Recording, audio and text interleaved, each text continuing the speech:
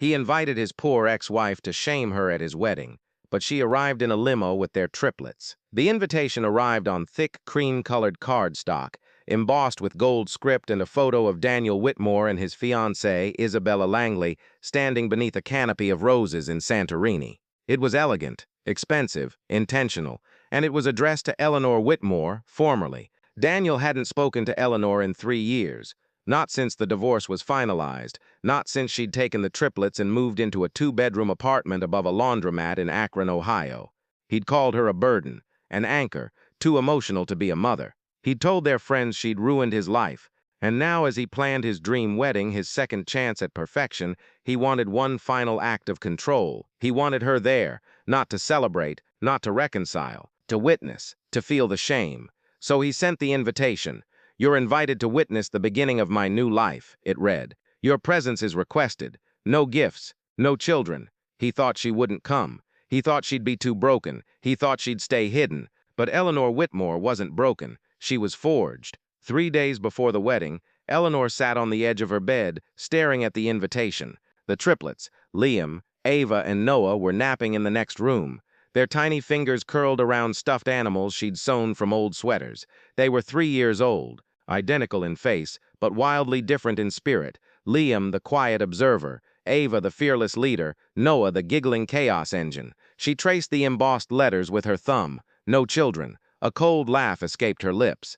Daniel had always believed love was performance. That status was worth more than sacrifice. That a man's worth was measured by how many people envied him. She remembered the night he'd proposed, the same ring he'd given Isabella, still in its velvet box, tucked under her pillow after their 3rd anniversary dinner. He'd said, "I want you to be the woman everyone wishes they had." She'd smiled, thinking he meant with me. He meant for him.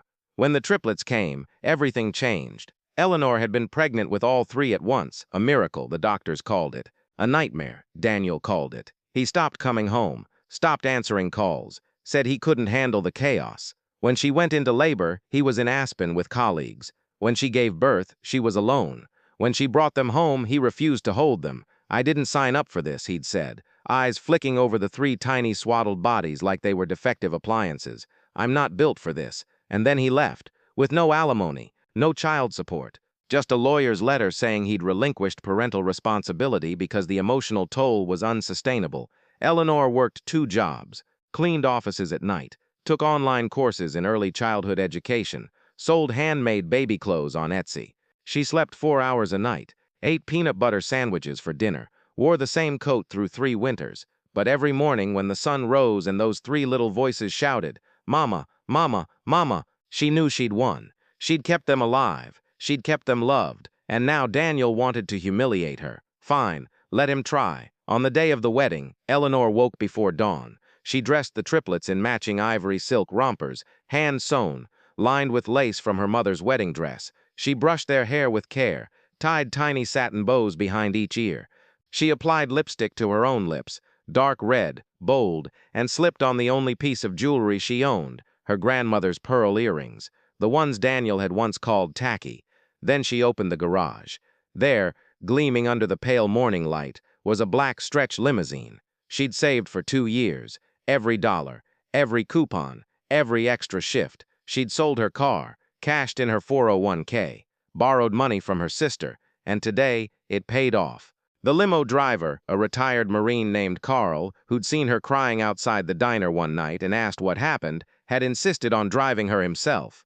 "You ain't gonna ride in a beat-up Prius to your ex's fancy shindig," he'd growled. "You're gonna roll up like royalty." Eleanor kissed each triplet's forehead. "Today, my loves," she whispered, "we show them what real strength looks like." The Whitmore estate in Malibu was a sprawling mansion perched on cliffs overlooking the Pacific. White tents, orchid arrangements, live string quartets. Celebrities and CEOs filled the guest list. Isabella wore a gown that cost more than Eleanor's entire annual income. Daniel stood at the entrance, tuxedo tailored to perfection, smirking as guests arrived. He'd arranged for a photographer to capture the moment when Eleanor showed up, alone, defeated, maybe even in rags. He imagined the photos. Ex-wife shows up empty-handed, heartbroken after being left behind. He grinned until the limo appeared, black, long, impossibly elegant. It rolled down the driveway like a silent thunderclap. Gasps rippled through the crowd. The doors opened, and out stepped Eleanor Whitmore. Tall, calm, radiant. In her arms, cradled gently, were three identical toddlers, each wearing ivory silk, each holding a tiny bouquet of white peonies.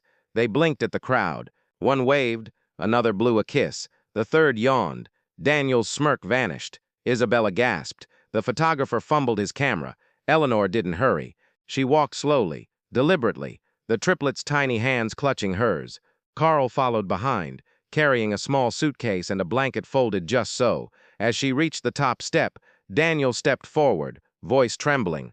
"Eleanor, what is this?" She looked at him, not with anger, not with tears, with pity. "You invited me," she said, voice clear as crystal, "so I came."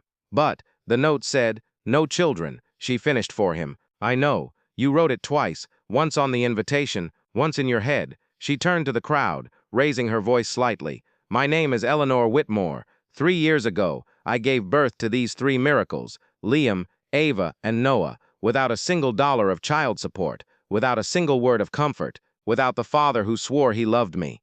A hush fell. A woman in the front row began to cry. Eleanor continued, calm, steady. "I worked nights, I ate crumbs, I cried into laundry detergent bottles, but I never let them see me break, because I knew if I broke, they'd break with me." She knelt, placing a hand on each child's shoulder. "These are not burdens, they are blessings, they are genius, they are laughter that fills empty rooms, they are courage wrapped in diapers. They are the reason I got up every morning, even when I didn't want to." She stood again. "And Daniel?" She turned back to him, eyes blazing. "You invited me here to shame me, to prove you moved on, to show everyone you're better than me." She smiled.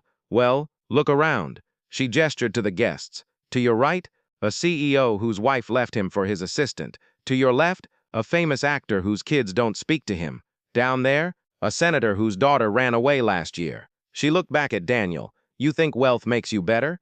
You think a big house and a perfect bride make you whole?" She leaned in, whispering so only he could hear. "You're the only one here who doesn't have a family." Then she raised her voice again. "So thank you, Daniel, for inviting me, for giving me this stage." She turned to the crowd, holding up one of the triplets' tiny hands. "These are my children, my legacy, my triumph." She looked at the sky. "And if you ever wonder why I didn't give up, why I fought, why I chose them over sleep, over safety, over sanity," she smiled, "because love isn't about being chosen, it's about choosing." She turned to leave. Daniel lunged forward. "Wait, Eleanor, please." She didn't turn. "Don't follow me," she said softly. "You don't belong in our story anymore." The guests erupted. Phones flashed. Cameras clicked. Someone started clapping. Then another. Then 10. Then 50. A woman in the front row stood and yelled, "That's motherhood." Someone else shouted, "We need a documentary." Isabella stood frozen, tears streaming down her cheeks. She looked at Daniel, not with admiration, not with love, with disgust. "You invited her to embarrass her," she whispered. "What kind of monster are you?" Daniel tried to speak, but no words came. His face was ashen. He watched as Eleanor walked toward the limo, the triplets giggling, waving at strangers who now clapped for them, not for her ex-husband. Carl opened the door. One by one, the children climbed inside. Eleanor paused at the threshold. She turned back. For the first time in 3 years, Daniel saw something in her eyes he'd never seen before. Peace. She smiled. "Congratulations on your wedding, Daniel." Then she stepped inside. The limo pulled away. Silence. Then, applause, louder than before. People rushed to Isabella. "Are you okay? Did you know about this? Why would he do that?" She shook her head, gripping her dress. "I didn't know," she whispered. I thought I was marrying a good man." She turned to look at the empty steps where Eleanor had stood, and then quietly she said, "I think I just met the woman I should have married." 2 weeks later, a video went viral. It was the clip of Eleanor walking up the steps with the triplets, over 1 million views. Then 5, then 10. A parenting nonprofit reached out. A magazine offered her a column. A publisher asked for her memoir. She declined all offers, but she did accept one, a scholarship for herself to finish her degree in developmental psychology, and a job offer from a prestigious pediatric hospital in Boston. She moved with the triplets and took Carl with them. He became their nanny. Daniel never showed up. He canceled his honeymoon, left Isabella, fired his publicist, vanished from social media. The last anyone heard, he was living in a studio apartment in Portland, working as a barista.